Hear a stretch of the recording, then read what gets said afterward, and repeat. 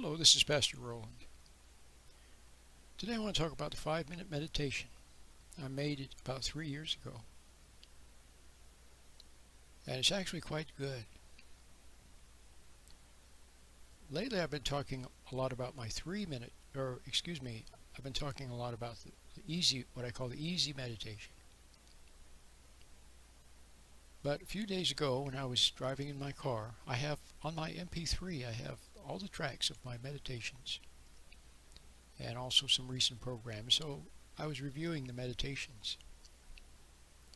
And the 5-minute meditation, or the 5.1 meditation I call it, is actually quite good. It's very simple. It's about 5 minutes. But the neat thing about the 5-minute meditation is that on a separate track, if you go to where I have the 5-minute meditation, then you'll also see something called meditation lecture, or principles for successful living. Well, it's a little 20-minute lecture, and basically it's principles for successful living. It's designed to accompany the meditation. So I really think you might want to give it a try. So I'm going to have the link to it at the end of this video, and it's very good. You see, what you need. Here's what you need. But what would be successful living? Well, first of all, you would have you would be more like you were when you were a child, when you were a little child.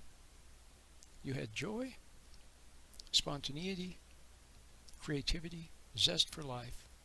Life was like a discovery process. You discovered every day. You leapt from bed, ran barefoot over the carpet, and looked forward to a day of adventure. And you discovered many wonderful things out in the garden, in the home, everywhere. There's things to discover. It was every day was like a little jewel. And you had you had joy and happiness. And you loved your mommy and your daddy, and you loved your doll or your teddy bear or your puppy, your friends, grandma. See? You loved everyone when you were a little child. Well, that would be a part of successful living. And then the other part would be, which I already alluded to, that you love everyone, would be to have proper relationships with other people. Now, obviously, there are some people that are not very nice, so you really don't want to have anything to do with them.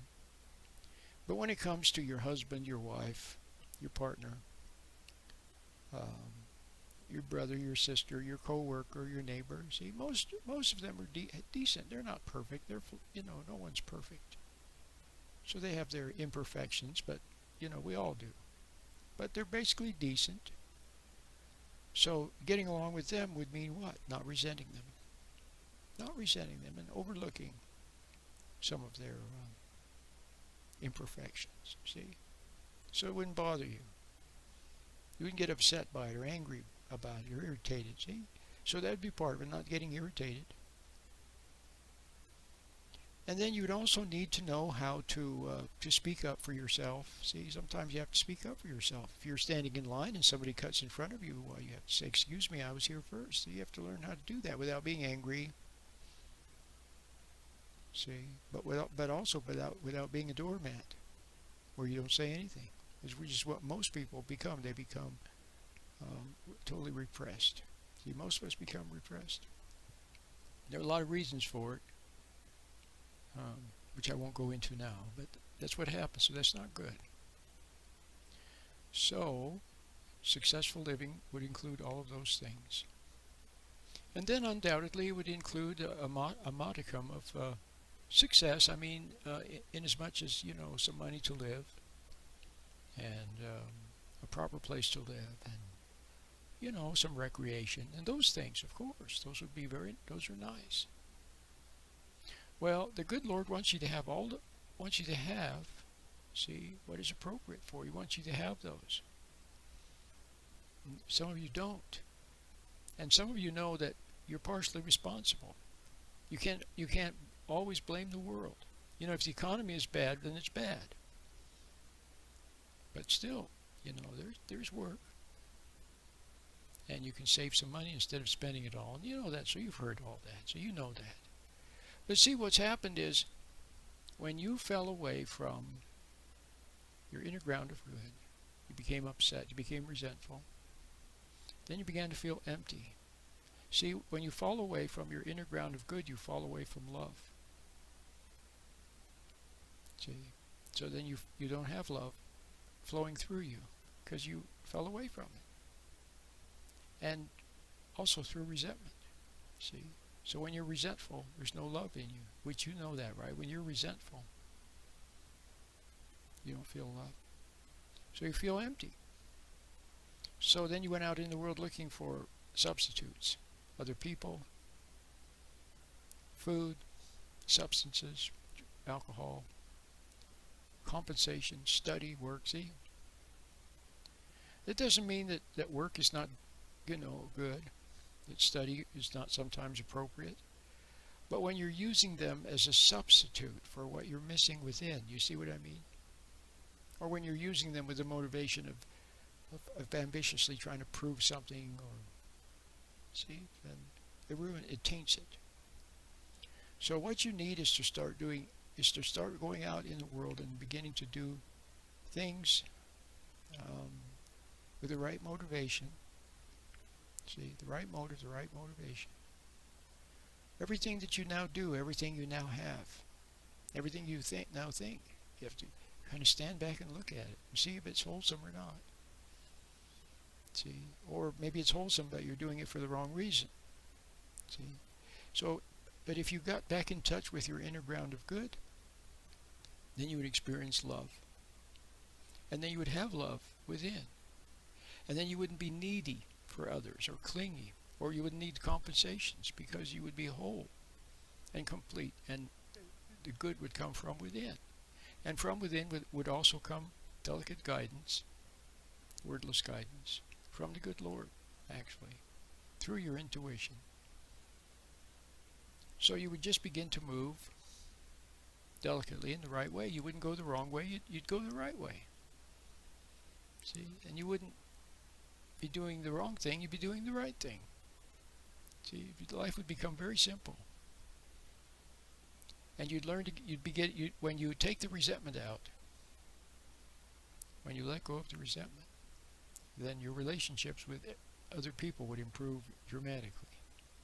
See? So the 20-minute lecture would be very helpful.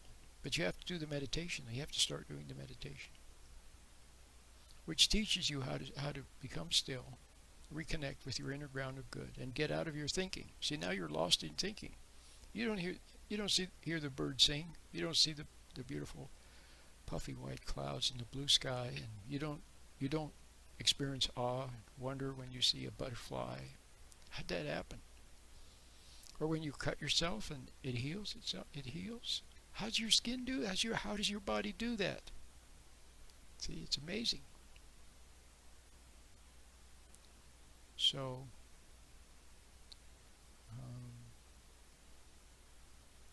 see, you need to begin to look at life with I said, with the eyes of a child. Okay? But now you're an adult. So when you were a little child, people pushed you around and yelled at you and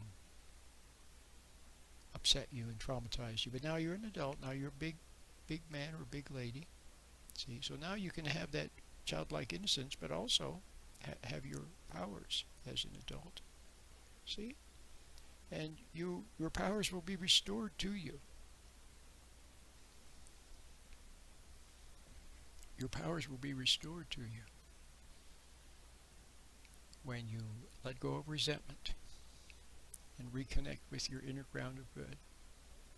And when you don't hate people or have a grudge against them, and you forgive, let go of your resentment toward your mom or your dad or whoever it was that hurt you, then all you have is a beautiful, blessed present flowing from within. And from that flow will come your powers to move graciously, efficiently, with a light touch, like a ballerina, ballerina floating across the stage.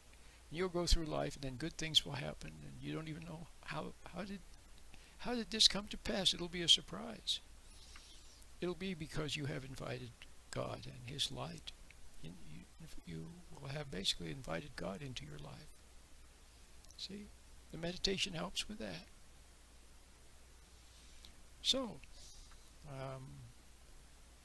please try the 5-minute meditation and listen to the little lecture. I think you'll like them. My name is Pastor Roland.